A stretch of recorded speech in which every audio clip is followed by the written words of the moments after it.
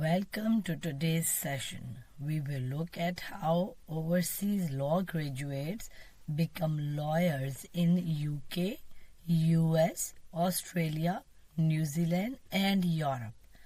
Each system is different and understanding these pathways is important for anyone planning an international legal career. In the UK, overseas graduates usually sit the Solicitor's Qualifying Exam, called SQE, to practice as solicitors, or complete the bar training course to become barristers.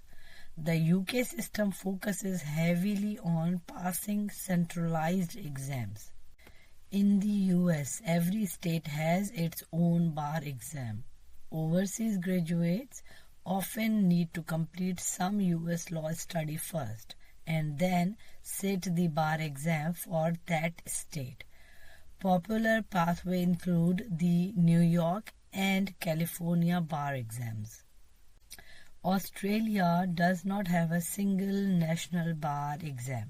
Instead, overseas graduates must meet the academic requirements by covering the priestly 11 subjects, complete practical legal training, and then apply for admission to the Supreme Court in their chosen state or territory.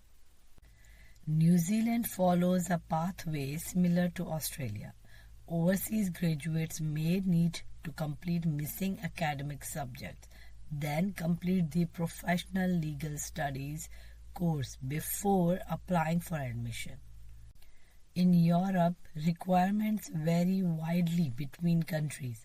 Some EU nations have recognition systems for overseas lawyers, while others require local exams or additional training.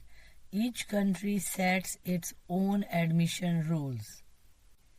The main difference is this: the UK and US rely heavily on bar exam style, while Australia and New Zealand emphasizes academic subjects and practical training. Europe has no single approach. Requirements differ by country. Remember, every step you take brings you closer to your goal of becoming a lawyer. Stay focused. Stay determined. Your hard work will pay off. Thank you for watching. I'll see you in the next lesson.